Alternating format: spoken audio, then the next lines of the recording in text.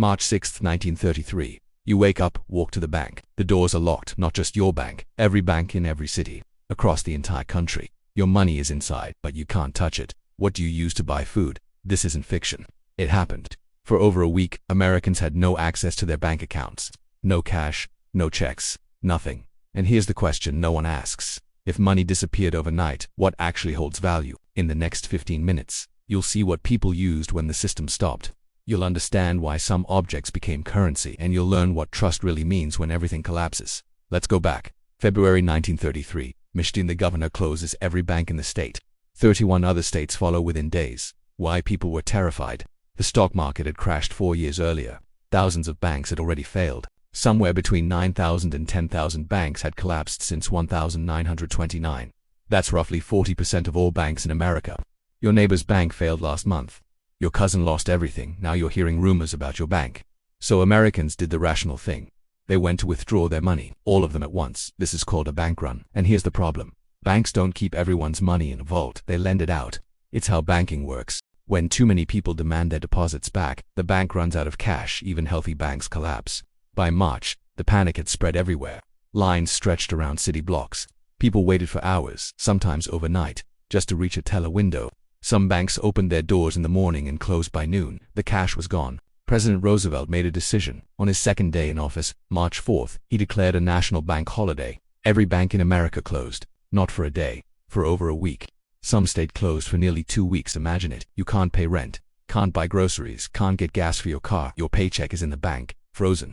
Your employer can't cash checks to pay you anyway. Your paper money might still work, if you have any, but many stores stopped accepting personal checks. They'd been burned too many times. The economy, for all practical purposes, stopped. So what did people do when dollars stopped working? Something strange happened. People started creating their own money. In Tenino, Washington, the local Chamber of Commerce printed wooden coins. Yes, wood. Each piece represented 25 cents. Backed by the city's promise to honor them. They weren't sophisticated, just flat wooden discs with stamps pressed into them, but they worked. In other towns, they printed script on leather, cardboard, even metal discs. Over 300 American communities issued their own emergency currency during the Depression. These weren't real dollars, but merchants accepted them, because everyone agreed they had value. That's the secret of money. It's not the paper, it's the agreement. But here's where it gets interesting. Some people stopped trusting any paper. They wanted something older, something that had survived every collapse in history: gold. Those who owned gold coins could trade them directly. A $20 gold piece, a double eagle, could buy what a $20 bill could, sometimes more. These coins contained nearly an ounce of pure gold. Their weight, their metallic ring when dropped on a counter, these were tests of authenticity. People who had hidden gold coins in mattresses or buried them in backyards suddenly became the wealthy class. Not because they were smart, because they were paranoid, and their paranoia paid off. Silver worked too. Pre-1965 quarters and dimes contained 90% silver. People tested them by their weight, their sound when dropped. A worn silver coin still had melt value. Paper money didn't. And then there were the improvised currencies. Cigarettes became a standard unit of trade. A pack of Lucky Strikes could buy a meal. A carton could pay for a week's worth of basic goods. Why cigarettes? They were uniform, portable, divisible, and always in demand. Every pack was the same. No one needed to verify authenticity. Food had direct value. Farmers could trade produce for labor or goods. A dozen eggs, a gallon of milk, a sack of potatoes. These became negotiable instruments. Skills had value. A repairman could fix a roof in exchange for firewood or meals. A seamstress could mend clothes for groceries. A man with a truck could haul goods for barter. Suddenly, the economy returned to something ancient. Direct exchange. No middleman, no banks. But this wasn't chaos. It was adaptation. And it revealed something crucial. Money had always been a placeholder, a convenient fiction. When the fiction broke, people remembered what actually mattered. Things you could use, things you could eat, things you could build with. When the system breaks, you see who people really are. Some hoarded. They stockpiled food, withdrew what little cash they could before the closures, and waited. They locked their doors, trusted no one. Others collaborated. In small towns, neighbors kept ledgers. I'll give you eggs today. You give me flour next week. They tracked debts on paper, settling them when banks reopened. One shopkeeper in Iowa kept a notebook. Customers would come in, take what they needed, and he'd write it down. No money changed hands. He trusted they'd pay later, and they did. Trust became the currency. And here's the paradox. When official money disappeared, people became more financially honest, not less. Why? Because if you cheated your neighbor, word spread. In a small community, your reputation was everything. If no one would trade with you, you couldn't survive. This is how humans operated for thousands of years. Before central banks. Before paper money. Before the entire apparatus of modern finance, reputation was collateral. Social pressure was enforcement. Churches organized relief systems. They knew who needed help. They knew who could give it. They matched resources with needs. Local businesses extended informal credit. A baker would give bread to a regular customer. A butcher would provide meat. They kept records, but they didn't demand immediate payment. This only worked in communities small enough for reputation to matter. But there's a darker side. In cities, where anonymity existed, crime spiked, theft increased. Desperate people broke into homes looking for anything of value. Muggings became more common. Some people were attacked for groceries, not cash. The difference was simple: trust. In places where people knew each other, informal systems worked, social bonds held. Where they didn't, fear took over. Every transaction became adversarial. This tells us something critical about money. It's not just a tool for trade, it's a social contract, a shared belief system. When that contract breaks, everything depends on whether people trust each other enough to build a new one. The 1933 bank holiday was a test. In some communities, people passed, they cooperated, improvised, and survived together. In others, they failed. Suspicion and desperation created violence. So what was happening behind the scenes while all this unfolded? Let's be clear. The bank holiday wasn't random. It was a controlled demolition of the old system. Here's what most people don't know. Before 1933, the US was on the gold standard. Every dollar was theoretically backed by gold in Fort Knox and other depositories. You could, in theory, exchange paper dollars for gold coins. The official rate was fixed. 1 ounce of gold equaled $20.67. But there was a problem. During the Depression, people lost faith in paper. They wanted gold. They wanted something solid, something governments couldn't print more of. Banks couldn't meet the demand.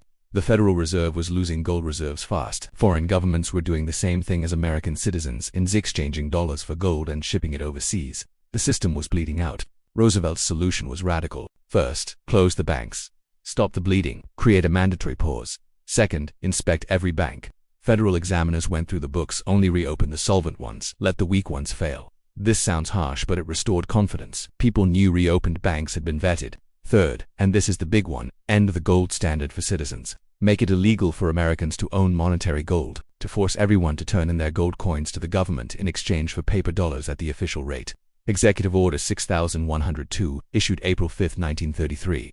Americans had until May 1 to surrender their gold. Exceptions existed for jewelry, rare coins, and small amounts for industrial use. But monetary gold coins, bars, bullion had to be turned in. Refusal meant a fine of $10,000, equivalent to roughly $200,000 today, or 10 years in prison. Most people complied. Not everyone. Some buried their gold. Some moved it overseas. Some pretended they never had any. But the government collected roughly 300 tons of gold from private citizens. Then, in 1934, Roosevelt revalued gold. It went from $20.67 per ounce to $35 per ounce. Overnight, the government's gold reserves increased in dollar value by nearly 70%. This wasn't about stability, it was about control. By removing gold from circulation, the government could print more paper money without worrying about redemption demands. They could devalue the dollar, inflate the money supply, and stimulate the economy. It worked. When banks reopened on March 13, something remarkable happened. People deposited money instead of withdrawing it. Why? Roosevelt had done something brilliant. He spoke directly to the public on the radio. The first fireside chat. He explained the plan in simple terms. He didn't talk down to people, he asked for trust. And enough people believed him. 3/4 of the banks reopened within 3 days. Deposits exceeded withdrawals. The panic reversed, but something had changed forever.